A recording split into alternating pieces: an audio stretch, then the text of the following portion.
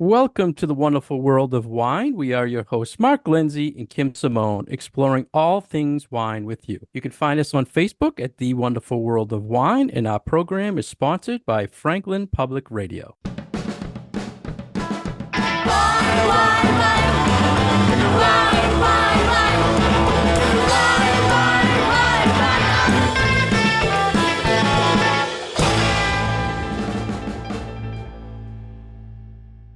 Hello, everybody, and welcome again to the wonderful world of wine. How are you, Kim? I'm doing okay. A little bit of a head cold, but otherwise I'm pushing through. I can All still right. smell and taste my wine. So, Good, good. it's the little things in life. That's what we need. We need to be a trooper today because we have a very special guest. Today, I'd like to welcome David Way to the show. Welcome, David. Thank you very much. Very nice to be with you. Thank you for joining us all the way from England. David is the author of the Wines of Piemonte and is a researcher for the Wine and Spirits Education Trust. David, before we talk about the book, can you please tell our listeners about your wine background? Sure. Thank you very much. Yeah. So I fell in love with, I've drunk wine all my life, but I really fell in love with wine seriously in Italy when I was actually learning Italian. So I actually learned Italian before I really got into Italian wine. And then I decided that I'd like to get some qualifications in wine. So I did the WSET qualifications and continued studying after that.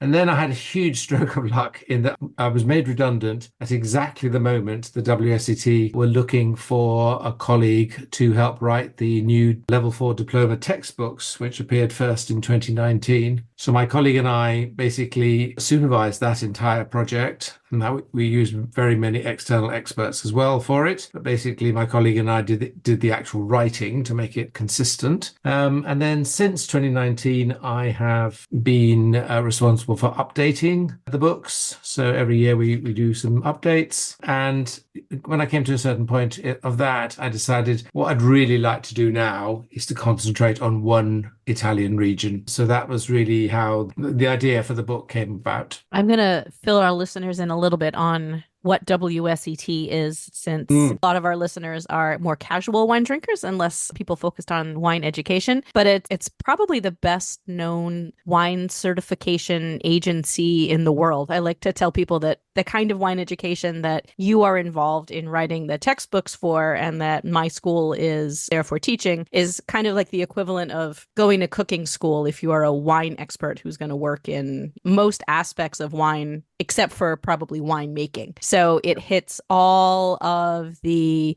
different categories of wine that's produced in the world, how it's made, but also how to taste, what different grape varieties are all about, soil, climate, everything that is involved in wine. And the level 4 that you were so important in writing the current textbook for is this really detailed multi-year program that we do our best to get our students through. It is very detailed and it's very much a labor of love, I think, for a lot of our students, because you really do it because you love the topic. I'm personally very grateful to be able to talk to you today because I'm so deep into doing all things WSET with our school. It's really wonderful to be able to have a firsthand conversation with one of the authors of all of our materials. Thank you very much for that. That's very kind. I couldn't really believe, what a great company I joined and what a wonderful project it was. And I mean, the nicest thing of all is that anywhere you go in the world of wine, you meet people who have studied haven't necessarily done level 4, but you always meet people who've done level 2, level 3, etc. And they're so keen to tell you that they enjoyed it and that they really found it helpful and they would really like to go on to the next level. It's a fantastic calling card, as well as being a great job in its own right. Yeah. As Kim said, David, I'm also very excited to talk to you today. I have so many geeky questions, so I hope our listeners bear with us today. I've taken so many Italian wine programs, and to hear you say you wanted to pick one region, you picked Piemonte, I just think the book itself is a great reference tool of everything about the region. And I have to ask you, first off, in one chapter, I believe it was chapter 4, you talk all about the Italian wine laws. And Yes. one of the things I find difficult when I do classes, and Kim can chime in, people in the United States tend to get very confused about laws because we're very lax here in the laws with wine. And Italy has these very strict laws that are very meaningful to people. And I just want you to explain to our listeners how you could tell someone about these so they could understand it easily. Yeah. Now, there's a challenge. You might have noticed when you looked in the book that I called that chapter or section "The Joy of Italian Wine Law," which of course was entirely meant as a joke. One quite famous reviewer actually didn't spot the joke and complained that, after that I just said all the difficult things about Italian law, Yeah, I could which see is that. quite funny. Your sarcasm through, The huh? sarcasm doesn't come across well on the page. I think if I have another edition, I might put some inverted commas around the joy bit, but there we go. So fundamentally, Italy has the same system as the rest of the European Union. So they have basically three categories of wine. So simple wine, and then they have large regional things called IGTs, Indicazione Geografica Tipica, which means this wine comes from this region in general. There are rules about making it, but there are not very strict rules. And then thirdly, or at least 3A and 3B, this being Italy, there's the DOC, which is the exact equivalent of the French AOC system. So, defined regions in which you can make the wine, a little bit like American AVAs, except that they come with a load of rules about exactly what sort of wine you can make within that geographical area. So it'll specify the grape variety or grape varieties, a wine that needs to be aged. It will tell you how long you have to age it for and whether it has to be in wood or in stainless steel or whatever. So they're very, very prescriptive set of rules which are trying to keep the typicity of a wine, trying to make sure that every wine which has that name on it tastes more or less similar. There'll be quality differences, but they ought to be recognizable. And in fact, for the 3B bit, which I just mentioned, which is the DOCG, which is like intended to be a sort of higher level version of the DOC. There's a tasting panel, and your wine can get rejected if the panel judges don't think it's typical of the region. So DOCG is just a yet stricter version of the DOC regulation. Again, it tells you what grapes you can grow. It'll give you DOCGs always have to be stricter than DOCs. So, if the DOC said you can release this after 6 months, the DOCG might say you can only release it after a year, so that it's a more mature wine by the time the consumer gets to it. So that's a very quick and I hope helpful summary of that. I could go on for hours about this, but it'd be much better for your listeners that I don't. Yeah, so that's kind of my point. I wanted to kind of explain how difficult it is out there so our listeners can get a grasp. And there's no IGTs in Piemonte, correct? Correct. So I haven't actually really understood how that decision came about, but there are no IGT wines, which means in Piemonte, you either make simple wine, and that's about 20% of total production, or everything else is DOC or DOCG. Yeah. I'm thinking back to your comment about DOCGs and the tasting component and this whole idea that the reason that they're a DOC or a DOCG is to express typicity for a style. And you said that some wines get rejected because they're not typical. Do they get rejected because they don't necessarily live up to, say, tasting good? Like, is there any type of quality expectation for those DOCGs or no? Yes, in theory there is. In theory. In theory. But I have to say it's a fairly low bar. The most famous example, and I apologize to all my Tuscan friends for using it, but sadly it's true. Both Chianti, which is a huge area, and Chianti Classico, which is a smaller area, are technically DOCG wine. So even every bottle of Chianti in the world is a DOCG wine. Now, let's be honest, we've all drunk bottles of Chianti which weren't that great, but they clearly passed the tasting panel. So I think, yes, there is. I mean, if the wine is completely faulty, then it's not going to pass, but it doesn't have to, as long as it is actually, clean and drinkable and tastes reasonable, I fear it's going to pass. It kind of throws this idea of those areas that have these labeling things on their labels where we see like, oh, this is the top of the pyramid. Sometimes we like to talk about. It's not necessarily it's not really that much about quality all the time. It's about making sure that they're following the rules and that they're making a wine that expresses the region as opposed to comes across as something that is value for the money, I guess. Yeah, that's exactly right. Yep. So, David, now I have to pick your brain about something that is my favorite wine from Piemonte, and it's typically my house wine that I stock by the case, and it's a Brachetto di Chi. Excuse Okay. my pronunciation. I'm not as Brachetto good as is you. your house wine? Brachetto, I'm sipping it on my deck in the summer. I'm chilling it. Can you talk to our listeners about that grape, the region, and the history of it? Because I'm always hearing in the United States here, it's like they say that's the wine for chocolate at like Valentine's Day. It's romantic, and it all has to do with Cleopatra was seduced by it or seduced someone by it. Is that true, the history? And can you talk about the grape? I'm hoping it's true, but I sort of fear it might not be. Um, Huh?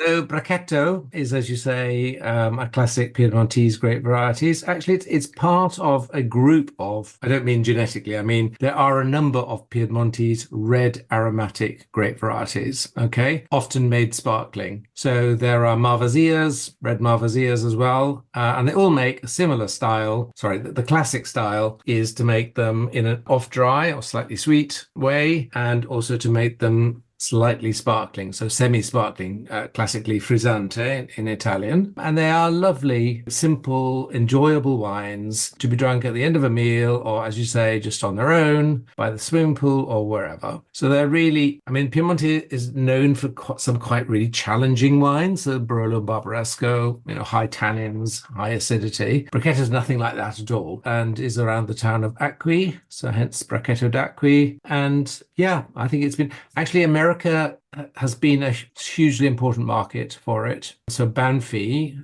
more famous for their Tuscan winery, but they do have a large winery in Piemonte as well, created their version of Brachetto, which was massively successful and really helped the denomination along in the past. Do Yeah. the So, yeah. Italians drink it, or is it like an Asti type thing where they just like to export it to us? They drink a lot of Asti as well. They don't export it all. Yes, they drink it. Brachetto's having a bit of a crisis moment. I don't really understand why. There too much Brachetto being made at the moment, which I find really weird because people love sparkling wine. I guess I'm a bit interested to hear what you think about selling it, because you've got to explain to people that it's red and sparkling and slightly fizzy. That's quite an unusual combination in the world of wine, isn't it? But I think it's Yeah. delightful. Yeah. Yeah, the And sweetness sells it. It's a hand sell, but Yes. it's and it is sweetness sells. delicious when you put it in somebody's glass at a tasting and they're like, "Oh my gosh, like this has all the things that I like." It's like it's a little bit sweet, it's a little bit bubbly, and it's Yeah. red, which is I think an unusual thing, especially for American wine drinkers, because sometimes we'll get pink bubbles, but Yeah.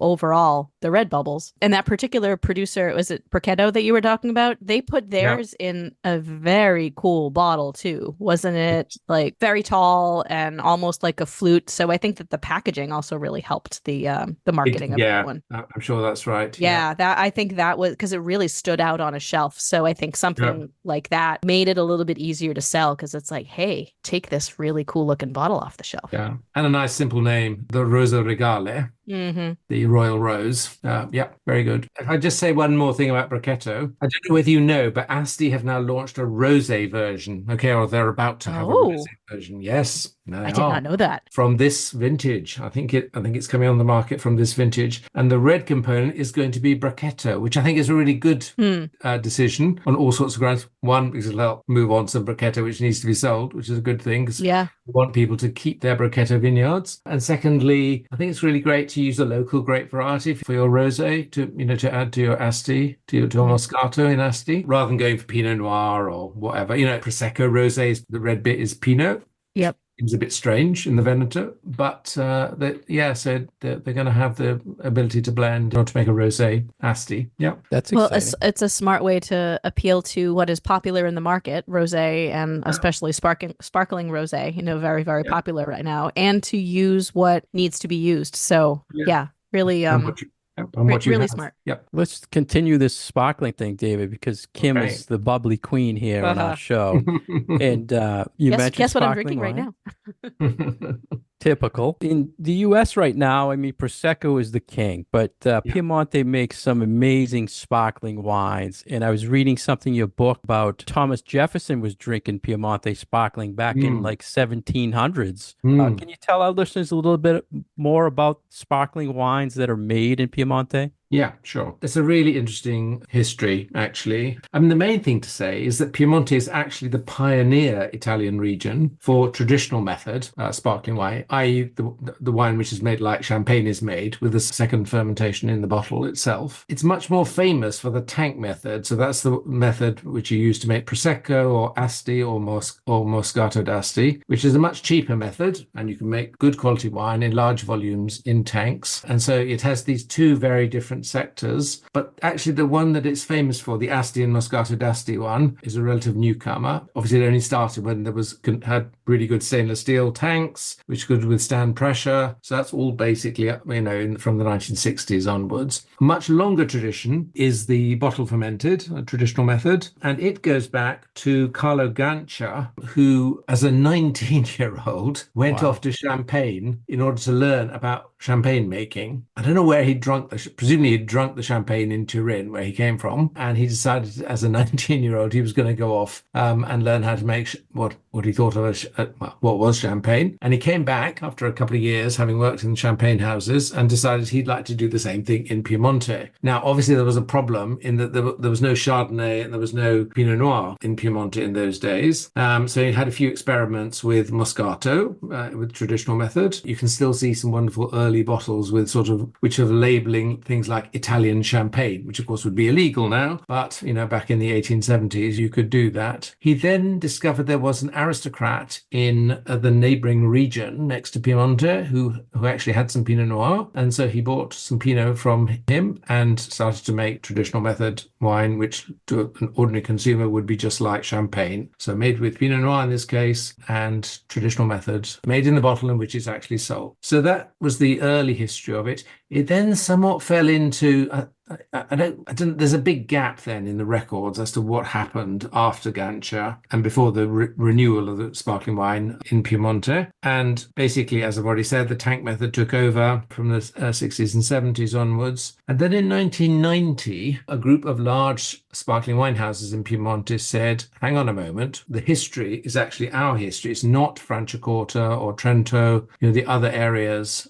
which have since become famous for traditional method sparkling wine in Italy. Actually, it started here, so we should revive it. So they revived it. They planted some research vineyards. They did vinifications of different clones of Chardonnay and Pinot Noir to decide what was best. They drew up the detailed rules, as I was explaining about, because of course it became a DOC wine. And they launched a denomination called Alta Langa, which means the high Langhe, so the area above Barolo and Barbaresco in particular, and other higher areas in southern Piemonte, and said you have to grow your Pinot Noir and Chardonnay here, and you have to make the wine in the bottle.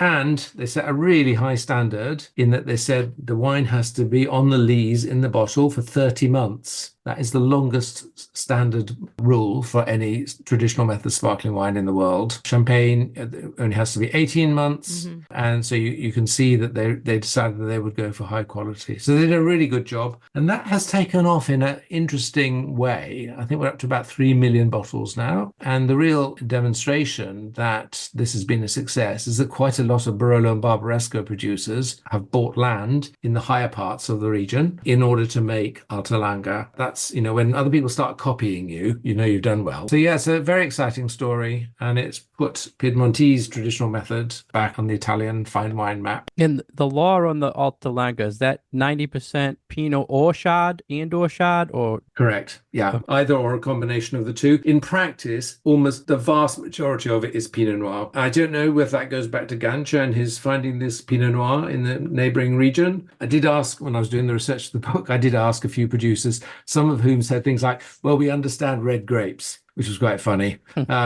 Given there are white grapes in Piemonte as well. So, it just seems to be a preference thing. And in that way, it's very different from, say, Trentino, where Chardonnay is king, or indeed Franciacorta, where the two tend to be sort of more in equal amounts. Yeah, mostly it's Pinot in Piemonte.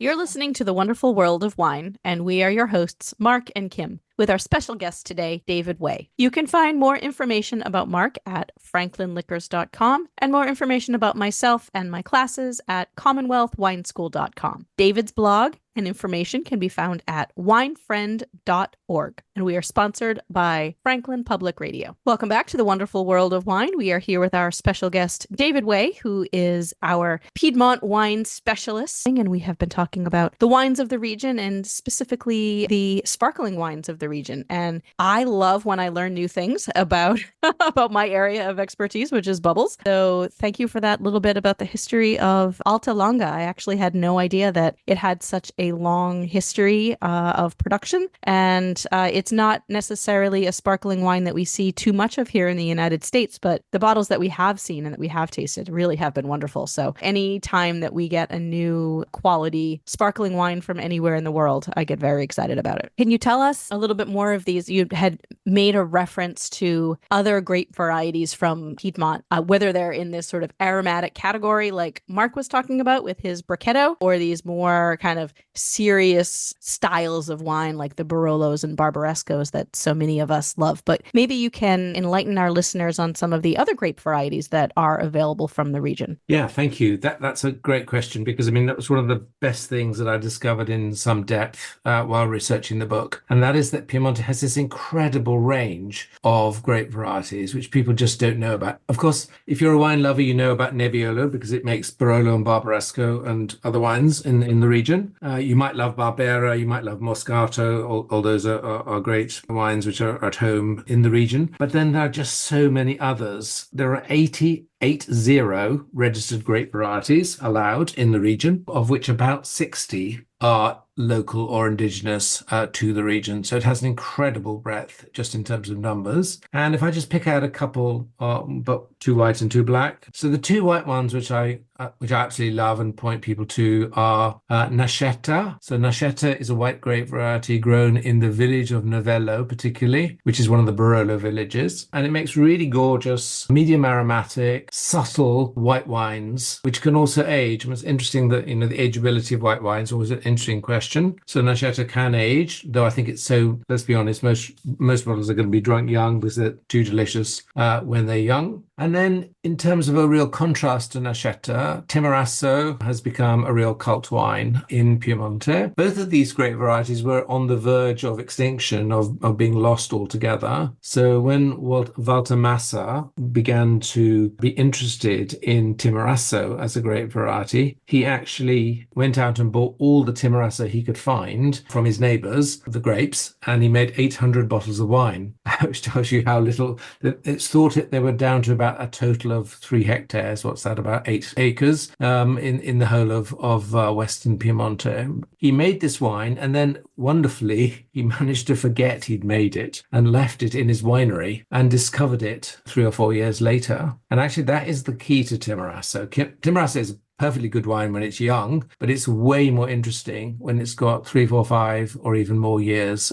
in the bottle, because it develops a lot of those lovely petrol or diesel notes which you get on aged Riesling. It's also much fuller bodied than Nascetta, so it's a much more substantial wine which you can drink happily with more robust meals, with meat, whatever is your fancy, really. So those are the two white grapes which I think are really worth knowing about. Similarly, and I'll choose a contrasting pair again, and it's interesting you talked about the aromatic ones. So there are the fully aromatic grape varieties like the Malvasias and Brachetto, which we mentioned earlier, but there are also red grapes which are really quite aromatic, but you might not quite classify them as fully aromatic. And two of my favorites would be Grignolino on the one hand and Ruquet on the other. The Grignolino makes lovely pale red wines. You might, if you just saw it in the glass, you might think it was Pinot Noir. You might even think it was a rosé in some cases, because it really doesn't have a lot of color. It would be like somewhere between a deep rosé and a pale red. And then it has this lovely, red cherry and spice, complex aromatics on the nose and palate. And then, like most Piedmontese red wines, it has tannins as well, so it goes well with food, as well as simply being pleasant to drink on its own right. different. So Grignolino is the sort of light and elegant, unusual red grape variety in Piemonte, or one of them. And Ruché is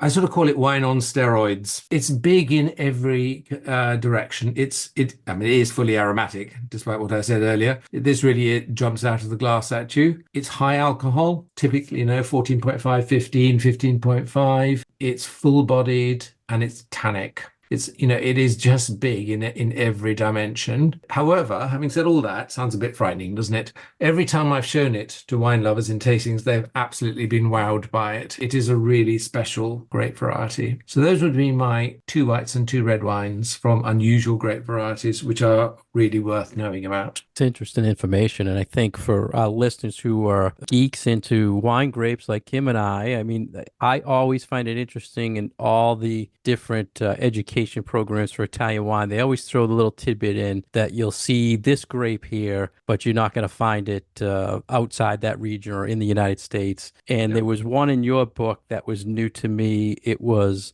Serena? Oh, Slarina, yes. Florina. I've never heard of Slarina. it. So I always love when I get a book like yours and I'm saying, oh, here's a grape, no one ever told me about it. After taking all these other things or reading all these books, I never heard of that. So I want to thank you for that. There's a tiny amount of Slarina, and it's only in one little bit of Monferrato, one tiny area. It's a proper wine geek's grape variety. That's it. That's why I liked it. This is like when we introduce a region or a country or whatever in our wine education, and we'll say, this country has 3,000 indigenous grape varieties. And then we don't talk about them. But these are the grape varieties that we mean when we talk about Italy having all of these unique to each individual region. You don't see them in other parts of the country, let alone other parts of the world. And so I think that this is just a really nice thing for people to know about, that yes, these grapes have personalities. They have people who are tending to them. This story that you told about these grape varieties that had 8 hectares or 3 hectares or whatever left, and they would have been extinct and they were saved by one guy. We see this story over and over and over again. And this idea of, it's almost like heirloom wine grape varieties. And I think that there is something very appealing about that story for people. Yep. I couldn't agree. I do think the best bit of advice about Italian wine is just try something different. Sure. Yeah. Don't be put off by the unusual name or the fact you haven't had it before or whatever. Try it and see whether you like it or not. And David, you mentioned briefly about Nebbiolo, and in your book you talk about the famous regions, Barolo, Barbaresco, but you also focused on Nebbiolo that's found in the northern Piemonte. And can you just talk a little bit to the listeners about how it is different in northern Italy and how it can be maybe a better value for their money when they're searching for Nebbiolo? If they're a Barolo seeker, I always tell people, try these. If you like Nebbiolo, you like Barolo, you want to save some money, try these. Yeah, that's very good advice. So basically, there are 2 principal areas. There's the tiny denomination of Carema, which is really romantic place. It's on the pass between Piemonte and the Valle d'Aosta, which is to the north east of it. And it's on, in effect, a sort of rock face with terraces cut into the rock. So that's really unusual, but you'll find it difficult to find anywhere outside of the region. There'll be a few bottles in the States, and that's because basically it's being revived at the moment by young people who are prepared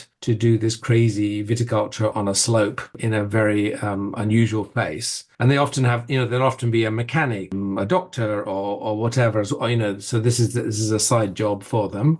So that's a very interesting place to look. So that's Carema. Much better known are the wines of, though still quite obscure, are the wines of what's called Alto Piemonte, which is the area further over to the west, north of Novara and north of the rice fields. So Piemonte is also famous for its rice. Risotto rice is grown in the valley, in the Po Valley. But if you go beyond the rice fields, the land begins to rise again. You're into the low foothills of the Alps. And there you have denominations like Gattinara and Gemme, which are the 2 bigger ones. It being complicated, there are 10 denominations up there. It's a real hand sell for you guys. But what's different about it? Well, first of all, the climate is slightly different. I think people overestimate the difference, actually. They tend to think that because you can see the Alps, it's very high. Actually, it's not very high, but you can see the Alps. but it is a lot of like, the vineyards are typically about 250, 300 meters. So they're really not any higher than Barolo and Barbaresco. But there is cool air coming down from the mountains. So you do get slightly cooler expression of Nebbiolo in that area. The other big two other big differences. Part of that area has volcanic soils. So that's quite different from the sedimentary soils that you get in Barolo and Barbaresco. So that also has an effect. And then thirdly, the historic tradition in the area was to blend Nebbiolo with other grape varieties. So whereas in Barolo and Barbaresco, you have to use 100%, going back to the law we were talking about earlier, you have to have 100% Nebbiolo for Barolo and Barbaresco. Some of the denominations allow you to blend with, 10%, 15% of other grape varieties.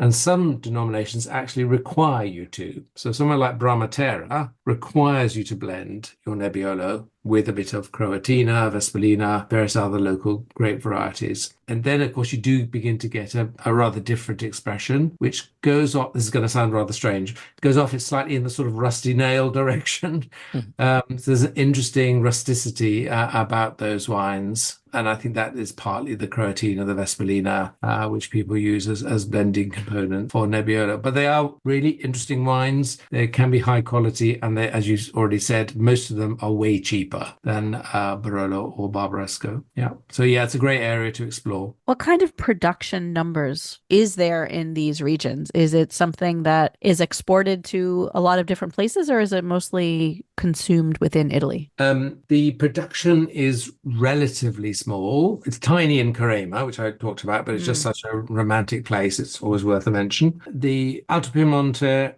Now, here's another interesting story. So it used to be a really important wine region 150 years ago, much, much more important than Barolo and Barbaresco in those days. And the principal reason for that is it's very close to Milan as a major city. So there's a market for wine very close to Alto Piemonte. And it is said that there were 4,000 hectares of vineyard. And certainly if you go, you'll see a lot of abandoned vineyards, because there's still and a lot of woodland, which 100 years ago used to be vineyard. So after phylloxera, much of that was not replanted. And also people began to move. Much more important than even phylloxera was the fact that people began to move to the cities for employment. Yeah. So instead of having a very uncertain agricultural life, you could get a regular paycheck in the either in the Fiat factory in Turin or in the typewriter factory, which is close to the area. So there are important industries in that part of northern textiles, very important. So people began to move out of agriculture. So now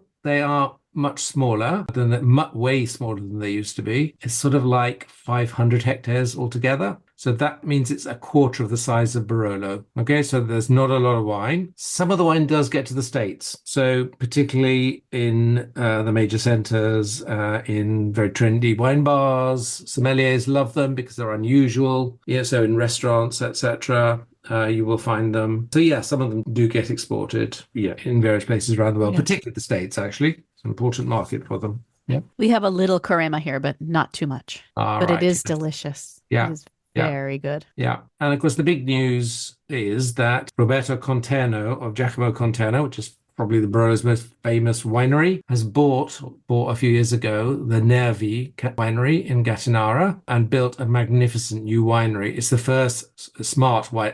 Everywhere else in Gattinara is quite homely and sometimes tiny. Was he built this swanky new, very high tech. But he's a real obsessive about quality. So I think Nervi Conterno is going to make a difference to Gattinara. I noticed that wine tourists are beginning to go there. There's a very fancy restaurant in the old winery, which he doesn't use. And so I think we're going to see, some more investment. And then a second Barbaresco producer has also bought a company in Alto Piemonte. So, this is partly push and partly pull.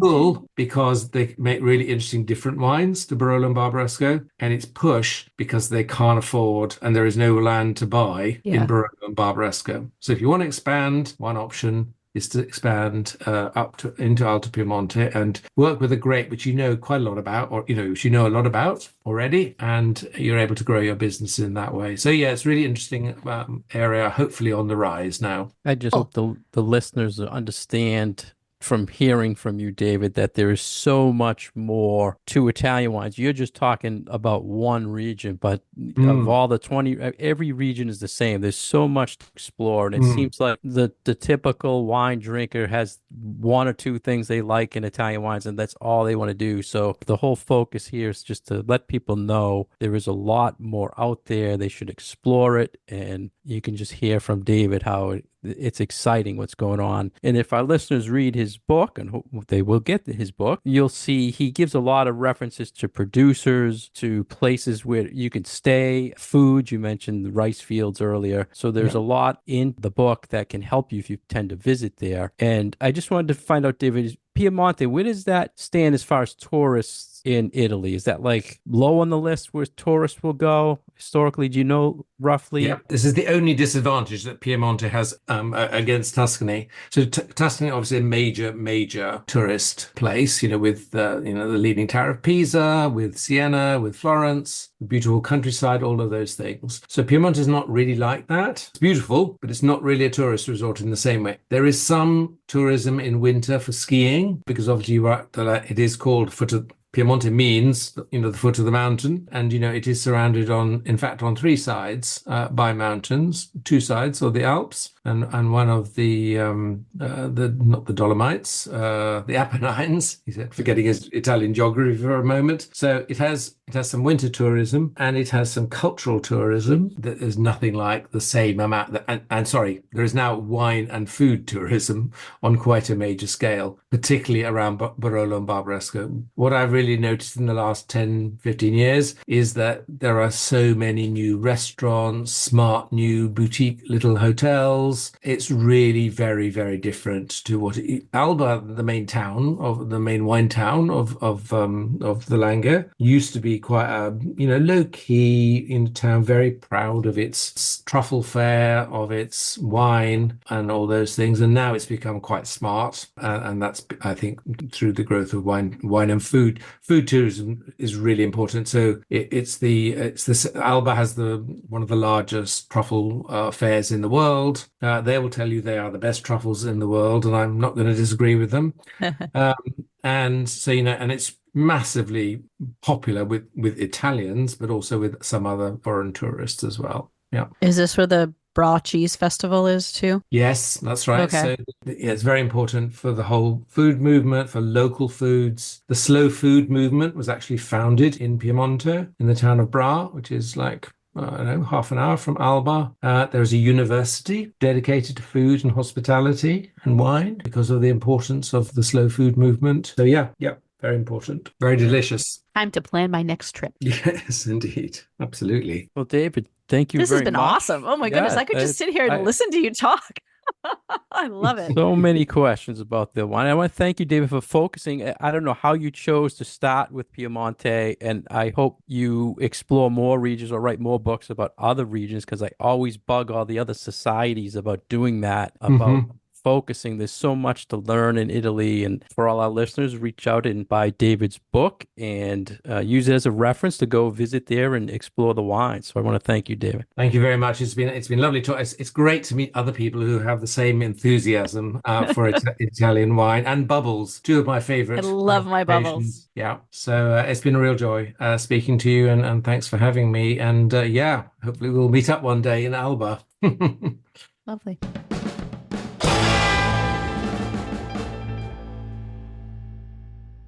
Thank you for joining us today on The Wonderful World of Wine. We've been your hosts, Mark Lenzi and Kim Simone, exploring all things wine with you. Today, our special guest was David Way. He's the author of The Wines of Piemonte. To find David online, you can go to winefriend.org. To find more information about Kim, you can go to her website at commonwealthwineschool.com. For more information about myself, you can go to franklinliquors.com. Our program is supported by Franklin Public Radio. You can find all our past episodes on SoundCloud and iTunes, and you can send us messages and comments on our Facebook page, The Wonderful World of Wine. Cheers. Cheers.